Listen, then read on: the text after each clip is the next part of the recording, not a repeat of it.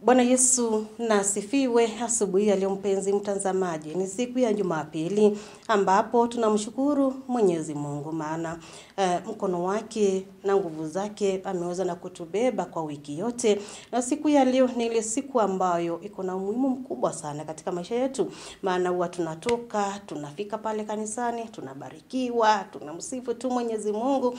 Hivyo basi ni kusema kwamba wakati ambapo unajiandaa kwenda pale kanisani kupokea hizo baraka zote, ninakukaribisha katika kipindi cha Manyunyu ya Baraka.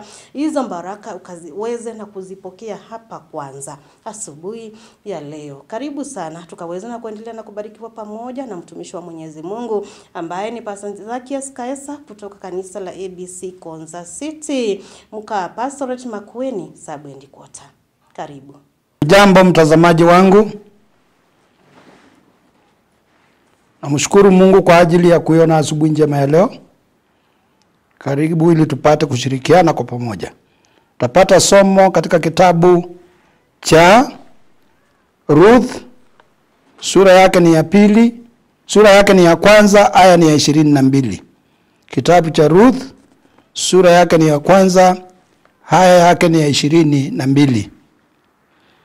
Basi Naomi akarudi pamoja na Ruth.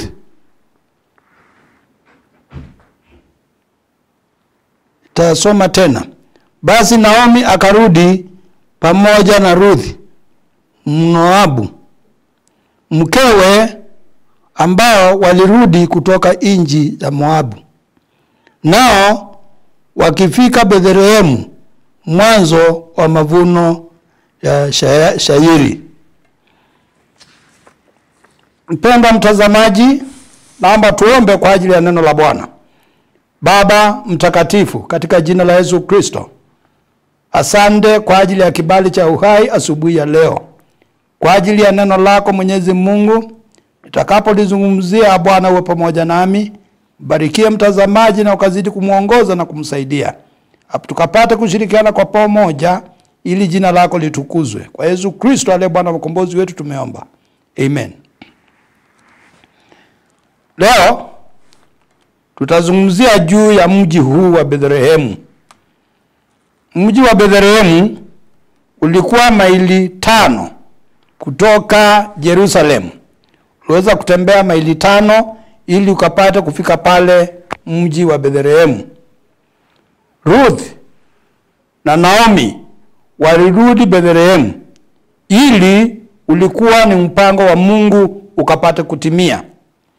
Bethlehemu ulikuwa ni mji huu wa Bethlehemu ndiko alikozaliwa Kristo. Chanzo ama katika familia na ukoo wa Daudi, Yesu alitokelezea pale. Na tunaona ya kwamba mji huu wa Bethlehemu Daudi alizaliwa humo pia. Na tunaona ya kwamba ilitabiriwa na nabii Mika, sura yake ni ya 5 aya ya 2, ya kwamba sasa Yesu atazaliwa Bethlehemu. Naweza kuona ya kwamba Mika alitabiri hivyo. Alitabiri hivyo ya kwamba Yesu atazaliwa ama mkombozi atazaliwa kabla ya miaka 100 kabla yake kuzaliwa. Huo ndio ulikuwa ni unabii wake Mika.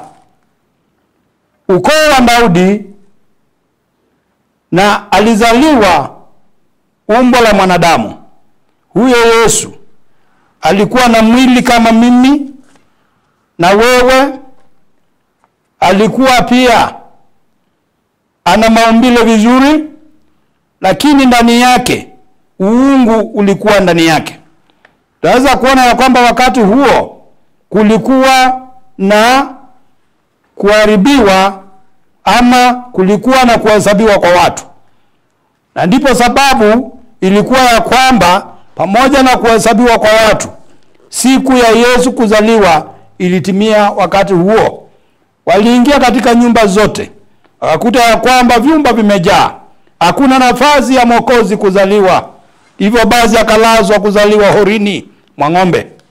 Naweza kuona ya kwamba katika chumba cha wageni, vyumba vyote vilikuwa vimejaa. Hakukuwa na nafasi ila tu orini mwa ng'ombe, kwa sababu vyumba vyote vilikuwa havina nafasi. Chunga moyoni mwako. Sasa atakapozaliwa ama atakapo pale katika moyo wako, tunapotafakari mapenzi ya Mungu na tunapokumbuka siku hii, chunga nyumba ama moyo wako usijawe na wageni wengine, wale ambao watakufanya ukose kuelewa na ukose kumpa Yesu nafasi apate kuzaliwa humu katika moyo wako. Tunaweza kuona ya kwamba pia wakati huu ambao wa Bethlehemu, mji huu ulikuwa ni mji ambao Mungu aliweza kutabiri ya kwamba na kuona ya kwamba hata kama kutakuwa nini, ukombozi wa watu utapatikana. Iwe kuna mambo ya kuvunja moyo, iwe kuna mambo ya aina gani, mpaka kujua na kuelewa mapenzi ya Mungu mpaka yatimie. Tunaweza kuona ya kwamba kama vile tumesoma Ruthi huko Moabi, mkewe ambaye alirudi kutoka nchi ya Moabu, nao wakafika Bethlehemu, mwanzo wa mavuno ya shayari. Wakati huo ulikuwa ni mwanzo wa mavuno. Kama vile mvua ikinyesha, tunalima, tunapalilia shamba mpaka kutoa magugu. Mungu akinyesha mvua inaenda mpaka tunaanza mavuno. Ulikuwa ni wakati wa mavuno. Kwa hivyo na wao wakajielekeza kurudi kule. Sasa wakati huo nao ndio ulikuwa wakati wa Yesu kuandaliwa kuzaliwa kule. Kwa nini Yesu azaliwe? Kwa sababu atawaongoza watu wake. Ataweza kuojaza mahitaji yako yote, yatatekelezwa na huyo Yesu mkombozi. Kama vile Yusufu mwenyewe alikuwa wakati huo kwa imani, alikuwa anampenda Mungu na alikuwa akimwamini Mungu ya kwamba Mungu ndiye kiongozi wa kila jambo. Hivyo na sisi nasi mpaka tujue ya kwamba uongozi wa Mungu katika maisha yetu ndio kitu bora. Mahali pale tunaweza kuona ya kwamba mahali ambapo watu ama wakati wa Yesu kuzaliwa, kuna mambo mengine ambayo yalitokea kwa ajili ya ghadhabu ya Herode pale. Vijana kuuawa huku kila mahali, vijana walio na umri wa chini kuuawa kabisa kwa ajili ya mfalme Herode. Nia yake ilikuwa lengo la kumaliza mtoto kijana Yesu. Alikuwa mmalize kwa sababu hakutaka uongozi mwingine. Alikuwa aweze kukaa kijua kwamba atanyemelea katika kiti cha uongozi. Na Yesu hakuja kwa ajili ya uongozi wa kidunia. Naweza kuona ya kwamba Yesu alizaliwa ili awe mfalme wa ufalme wa mbinguni. Ufalme ambao ulio na nguvu. Hivyo basi mji huu ulitendeka makuu na maajabu. Mji huu wa Bethlehemu sio taifa lenyewe lilikuwa upande wa Juda. Naweza kuona ya kwamba Uyahudi ama upande wa Juda ndio taifa ambalo Bethlehemu ilikuwa. Kwa hivyo basi naweza kuona na kuelewa ya kwamba kama vile alitendeka mambo ya busara, ndivyo ilivyo hata leo kwako mambo ya busara yatatendeka. Mtazamaji wangu, utapota kuona mambo makuu, utabarikiwa zaidi, mibaraka ya ajabu, utainuliwa sana, utasaidika sana, ila tu muite Mungu Baba ili akuonekanie katika mambo yako. Mtu hataweza na mtu hatatosha wakati wote, lakini Mungu ni tosha katika mambo yote yanayostahili mapenzi yake. Hivyo ninapokuambia mtazamaji wangu, utaweza kutoa ushuhuda vile Mungu alikutendea. Utaweza kutoa ushuhuda vile Mungu alikuongoza. Uwe katika safari yako, uwe uko wapi, uwe uko hata kama unafanya kazi gani, ni Mungu tu pekee ndiye anaweza kukusaidia na kukusaidia katika shughuli mbalimbali unazozitekeleza. Uwe tayari.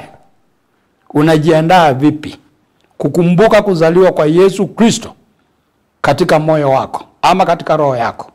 Kwa hivyo ujiandae ipasavyo ili kutimiza mapenzi ya Mungu, ili kutenda ipasavyo, ili kuwa na kusudi la mpango. Usione mipango ya kuharibu mambo mema yale Mungu alikutendea. Jipe moyo, usife moyo. Kuna watu wanakufa moyo haraka sana. Jipe moyo. Ambia Bwana anaweza. Ambia Bwana ni yeye tu muweza. Hauna mwingine mbinguni na duniani. Kwa hivyo msimamie yeye na umuishie yeye, na uwe na nguvu za kutosha kukaa ndani ya Kristo. Uwe na nguvu za kutosha kumtukuza Mungu, kuendelea ndani yake, na hata kuwashauri na kuwasaidia wengine ili wamwelekee Mungu. Mungu aliyetenda maajabu na kina Ruth, Mungu aliyetenda maajabu na kina Naumu, pia anaweza kutenda hivyo nawe siku ya leo. Kwa sababu Mungu aliyekuweko wakati wa Ruth na wakati wa Naumu ndiye hata kwa leo yuko. Wakati wa Naumu aliweza kuwepo akitenda makuu pamoja na wao. Huyo Mungu ndiye alikuwepo na ndiye yuko na hata kuwepo milele na milele. Bwana akubariki na azidi kukusaidia na kukutia nguvu na kuongoza. Na tuombe. Baba Mwenyezi Mungu, asante kwa ajili ya ujumbe ambao ni neno lako. Barikie mtazamaji pale. Unaona mahitaji yake, unamfahamu, unampenda na unamuelewa. Hakika unajua yale yote anayopitia. Baba, ukaweze kumsimamisha imara ili akaweze kuendelea na upya wa uzima katika maisha ya kukupenda, maisha ya kukutegemea, tukijua kwamba hakika Baba ni wetu tumaini letu. Asante kwa sababu station hii Baba ukapate kuibariki, Baba ukapate kuwabariki watumishi wote Mungu wanaofanya kazi mahali hapa. Kapate kubariki hata viongozi wa kanisa, mpaka kiongozi mkuu wa kanisa. Baba, uzidi kuwa pamoja naye na ukamtie nguvu na hekima kuendelea na kuwaongoza watu wako. Kwa Yesu Kristo aliye Bwana na mkombozi wetu tumeomba. Amen. Utii na uaminifu ndilo fundisho ambalo tumeweza na kueletewa asubuhi ya leo. Tumeweza na kuona kwamba wakati Ruthu aliweza na kumtii Mwenyezi Mungu na akawa mwaminifu hata mbele zake, aliweza na kufuatana na mamake ambaye ni Naomi, wakaweza kuenda Bethlehemu ambapo aliweza na kudhibitisha utiifu wake kwa familia na pia kwa Mwenyezi Mungu. Na pia tumeweza na kuona kwamba hali mpya inakuanga tu wakati wote na fursa mpya. Wakati ambapo Naomi na Ruthu, wakati ambapo waliweza na kuandamana, tumeona kwamba baraka ziliweza waliweza na kupatana na baraka. Milango ya baraka nyingi ya kila aina iliweza na kufunguka. Mpango wa Mungu katika maisha yao pia ukaweza na kuonekana. Na pia Mungu anaongoza njia ya wale ambao ni watiifu mbele zake, wale ambao wanamtii katika kila njia. Ruthu, Mwenyezi Mungu aliweza na kuwaongoza. Tukikubali kufuata njia za Mungu na pia kwa kuweza kumtii na moyo safi, hatimaye tunapata baraka na mwongozo. Tumtii Mwenyezi Mungu, tuonyeshe utiifu mbele zake ili tukaweza na kupokea baraka na mwongozo kutoka kwake. Na ninaamini kwamba tukimtii hata baraka pia tutaweza na kuona na kuziona na tutaweza na kupatana nazo. Ninakutakia wakati mwema, siku njema. Mahali popote pale utaweza na kuhudhuria ibada. Mwenyezi Mungu akawabariki na kwa pamoja nanyi watumishi wote ambao wataweza na kuhudumia kanisa la Mwenyezi Mungu mahali popote pale. Mwenyezi Mungu awaongoze na awabariki. Roho wake Mtakatifu akaweze na kuwaongoza pia. Nimekuwa wako Pastor Lucy Michael nikikwambia kwamba neema ya Mwenyezi Mungu na ikufunike, ikufuate mahali popote pale. Bye bye.